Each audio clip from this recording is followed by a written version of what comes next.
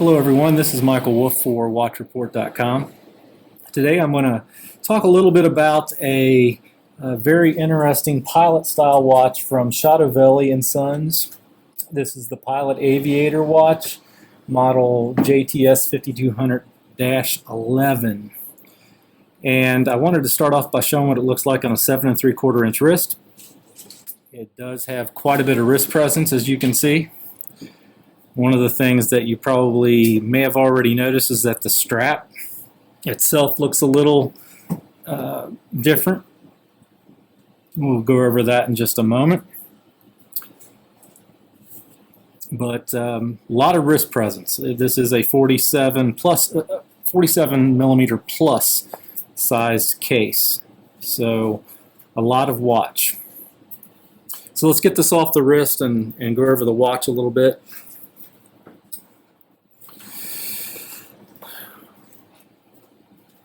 All right, as I mentioned, this is a 47 millimeter case. It's actually, I think, 47.2, I think is what the specifications say.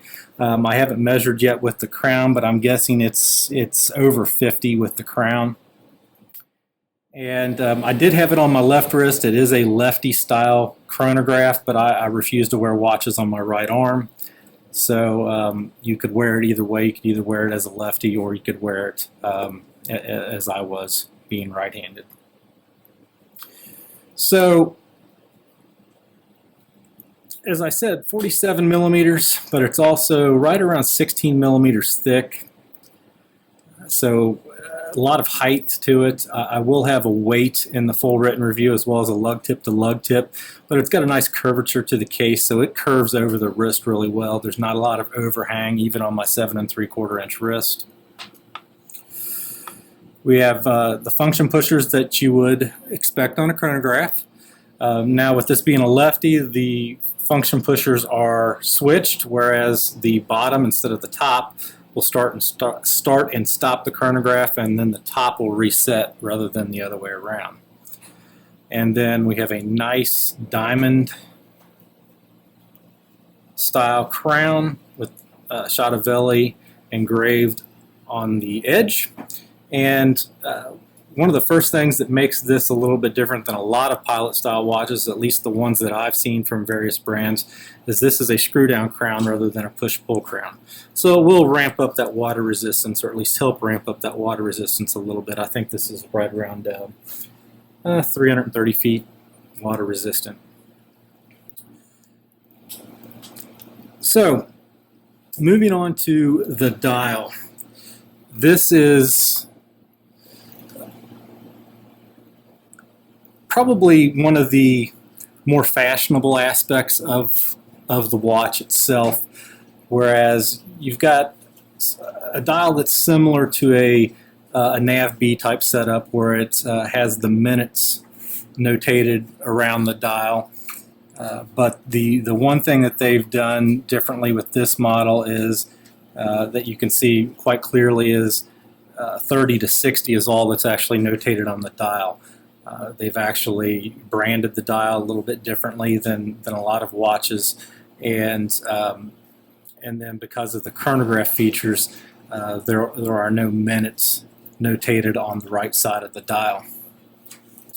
This is a high gloss black dial, really sharp looking dial. It is sat below a sapphire crystal that has a nice anti-reflective coating on it. The markers are all painted on, nothing's applied. I haven't really taken a good look at any loom features yet, but I will have a photograph if the loom will allow me to take a shot of it in the full written review. Now, as you can see, there's no secondhand, at least continual running secondhand on this particular watch. The movement is a Citizen, yes, it is a Citizen caliber OS21. And this particular movement, you've got your chronograph second hand, which is the central second hand, and then you've got a minute accumulator for a total of 60 minutes at the 3 o'clock position. There's no hour accumulator, at least as far as that I'm aware on this particular watch.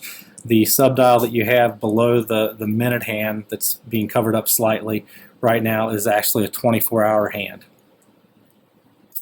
And then something that I thought was really different and kind of cool was there is a date window positioned at the bottom of the minute accumulator. It's at like the 30-minute mark in black. It's really small, and actually at first I didn't even notice it, but it's a little bit different. It's set a little bit differently than a lot of second hands that might be further down toward the edge of the dial and so forth. That's really all that I have to say about the dial.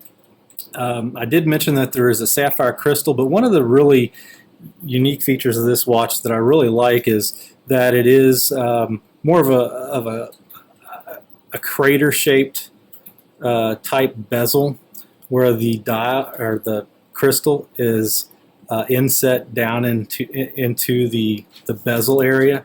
So that bezel is going to really protect that crystal from, see if I can even get that, you can probably see it a little bit there.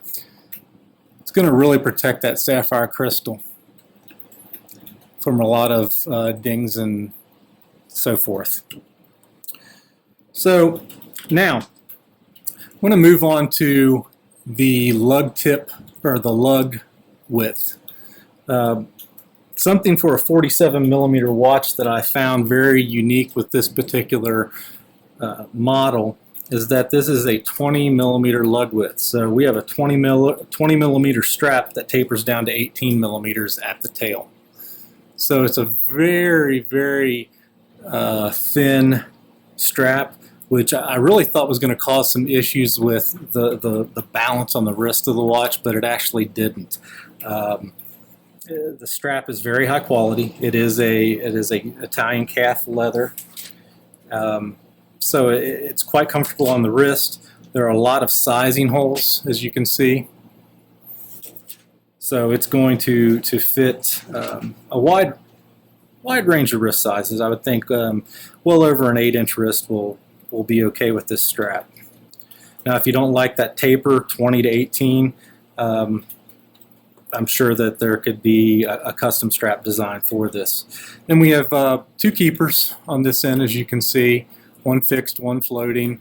A really nice buckle. I was actually anticipating, when I saw how small the strap was, I was anticipating some kind of standard thumbnail. And you know, this is actually a relatively nicely designed thumbnail buckle. It's significant, has a lot of weight to it for a thumbnail buckle, and it's signed with the Chotovelli name. Caseback, it is a screw down caseback. And as you can see, it's highly etched with the Chotovelli and Sons name and logo. It talks about various specification information about the watch, and again, as I said, it is a screw down caseback, which obviously will aid in the water resistance as well. So there you have it.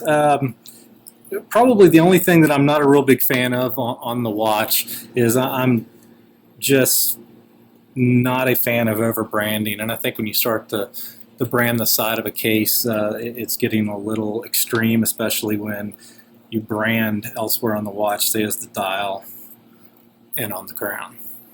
So probably the only thing that I didn't particularly care for on the model. But it has a lot of good specs. I know a lot of people will probably balk at the Japanese quartz at the price point, but it does have a lot of significance. It does have the sapphire crystal. It does have a nice crown that is screwed down, and it doesn't look like every other pilot watch that's out there. And it would be a great watch for some custom straps. So definitely go check out what Chotovelli has to offer. They have other watch styles besides the large oversized pilot, and there might be something else that will pique your curiosity as well. I would like to thank Chotovelli for providing this watch for review. I would like to thank each one of you for watching, and stay tuned for my next video presentation here on Watch Report.